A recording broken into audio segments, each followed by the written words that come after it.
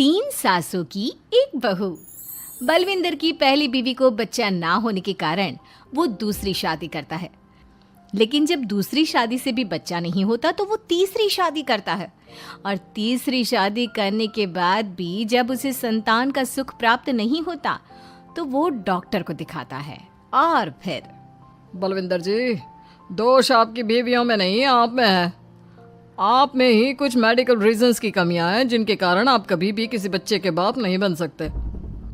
अरे बाप रे, ये तो घोर समस्या हो गई। एक बच्चे का बाप बनने का मेरा सपना था और आज वही चूर चूर हो गया।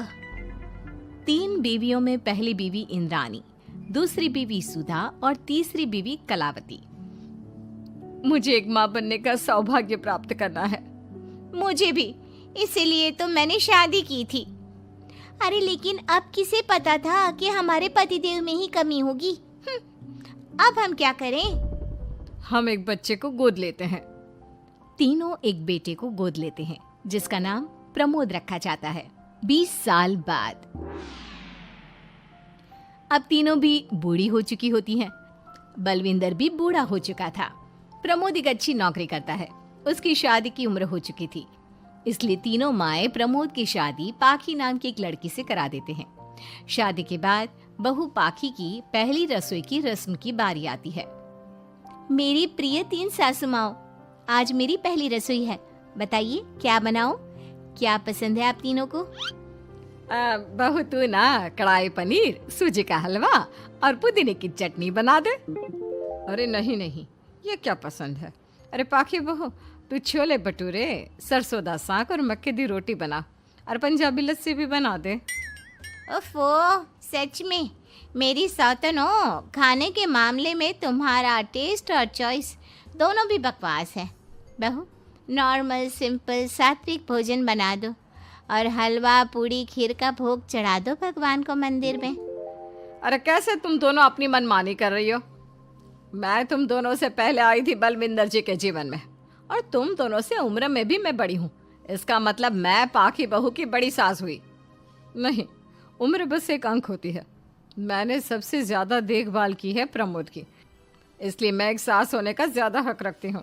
पाखी बहू, तुझे मेरी बात माननी होगी। नहीं, तू मेरी बात मानेगी। जो मैंने कहा है वही तू करेगी। नहीं, मेरी बात मानेगी वो। नहीं मेरी। तीनों सास आपस में चिल्लाने लगती है और फिर वहां पर बलविंदर और प्रमोद आ जाते हैं। अरे ये क्या बिल्लियों की तरह लड़ रही हो तुम तीनों सास? पाखी बहू को घर में आए पूरे 24 घंटे भी नहीं बीते हैं।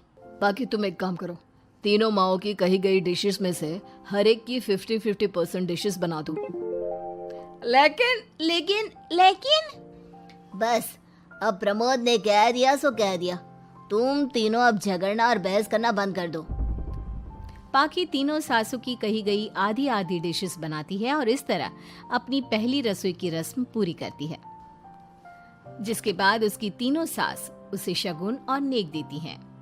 फिर एक दिन, अरे पाखी बहू, तुमने अपना सारा काम निपटा लिया है ना? तो जरा यहाँ आना। मेरे ना घुटनों की मांसपेशियों में बड़ा दर्द हो रहा है।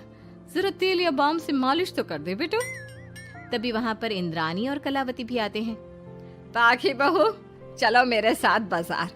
मुझे ना नई साड़ियाँ खरीदने हैं।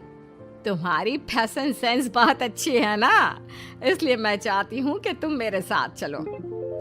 अरे पर मैं यहाँ पे पहले आई, तुम्हारे साथ ही सही, लेकिन मेरी स्पीड सबसे तेज थी। पाखी बहू, मेरे कमरे की अलमारी और पर्दे साफ कर दो ना, बहुत धूल जम गई है। मुझे खांसी भी आ रही है। अरे ऐसे कैसे तुम दोनों मेरी बहू को अपने साथ ले जा सकती हो? सबसे पहले मैंने बहू को कहा है कि वो मेरे घुटनों की मालिश कर दे। अब जाओ, 1 घंटे के बाद अपनी ये फीकी शक्लें लेकर फिर से आना। सुधा मैडम, ज्यादा ना बोलो। पाखी बहू को तुम दोनों से ज्यादा नेक दिया है मैंने, इसलिए पाखी बहू तो मेरा ही काम करेगी। और वैसे भी ये सुशील सर्वगुण संपन्न बहू अपनी इस बेचारी बूढ़ी सास को खांसते हुए कैसे देख सकती है?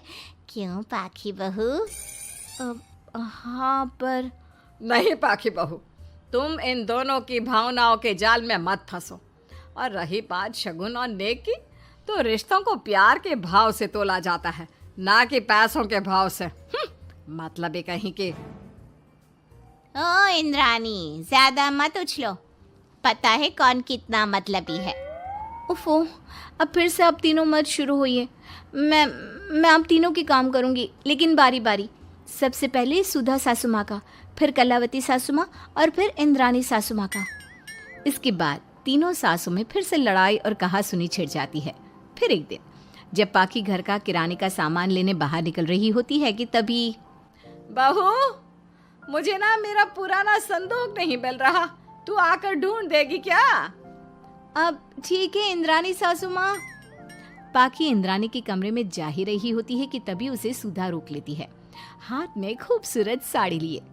पाखी बहू, ये मेरे ना साड़ी पर पिछली बार अचार गिर गया था, इसे प्लीज अच्छे से धो देना। वो कल शाम को विमला जी के बेटे की शादी में जाना है ना, एक ही बार पहनी है ये साड़ी मैंने, अभी धो देगी तो कल तक अच्छे से सूख जाएगी और कड़क इस्त्री करके मैं तेरा परफ्यूम मार कर शादी में जाऊंगी। हाँ, लेकिन सुधा सासू माँ, उतने में कलावती भी वहाँ पर एक कढ़ाई लेकर आ जाती है। पाखी बहू, ये मैंने कल रात को मेहंदी भिगोई थी लोहे की कढ़ाई में, मेरे बालों में लगा देना बिटिया, तू तो मेरी प्यारी बहू है ना? इंद्रानी वहाँ आ जाती है और तीनों सास फिर से एक दूसरे को गुस्सेल आंखों से देखती है और फिर से आपस में लड़ना शुरू कर देती है। तुम अपने आप को समझती क्या हो? खरीद लिया है क्या मेरी बहू को? ये मेरी बहू है। तुम मेरी पड़ोसन है क्या? ये मेरी भी बहू है और मेरा भी इस पर उतना ही हक है जितना कि तुम्हारा। तुमने खरीद नहीं लिया है ना, तो ये मेरी है, सिर्फ मेरी, इकलौती बहू मेरी पाखी, मेरा ही काम करेगी। क्यों पाखी? नहीं नहीं, ये मेरा काम करेगी। पहले मैंने आवाज लगाई थी, तुम दोनों तो ऐसी बहू पाने के लायक भी नहीं हो। हट जाओ तुम दोनों और खुले मैदान में जाकर एक दूसरे से लड़ो और नोचो एक दूसरे को, लेकिन पाखी बहू तो सिर्फ मेरी ही सुनेगी और मेरे ही आदेशों का पालन भी करेगी।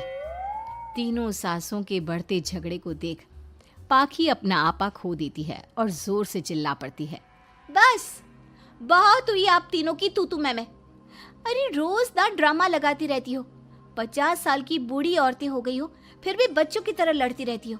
अब बस बहुत हुआ, अब तो मैं आप तीनों में से किसी की भी बात नहीं सुनूंगी और मैं जा रही हूँ ये घर छोड़ के। अब मुझ में और सहन शक्ति नहीं बची, मैं चली। अब लड़ो झगड़ो, एक दूसरे को मारो पीटो नोचो, जो करना है करो। पाखी अपना सूटकेस लेकर घर से बाहर निकलने लगती है। तभी तीनों सास बेहद घबरा जाती हैं और भावुक होकर पाखी से विनती करने लगती है, पाखी बहू, बहू हमें छोड़कर मत जाओ ऐसे। अरे हम तुम्हारे बिना मर जाएंगे। इतने कम समय में ही तुम हम सबकी जीने की वजह बन चुकी हो, माफ कर दो हमें बेटा। हाँ पाखी बहू, हम आइंदा से कभी नहीं लड़ेंगे और हंसी खुशी मिलकर बात करते रहेंगे, वादा करते हैं। हाँ बहू, लेकिन तू मत जा प्लीज, ये घर तेरे बिना सुना सुना हो जाएगा। हम तीनों सासों की एक ही तो बहू है, लेकिन हम अपनी एक बहू को बेटी की तरह प्यार देंगे, उसके साथ सहेलियों की तरह रहेंगे। लड़ाई झगड़ा सब कुछ छोड़ देंगे बेटा, लेकिन तू छोड़ के मत जा।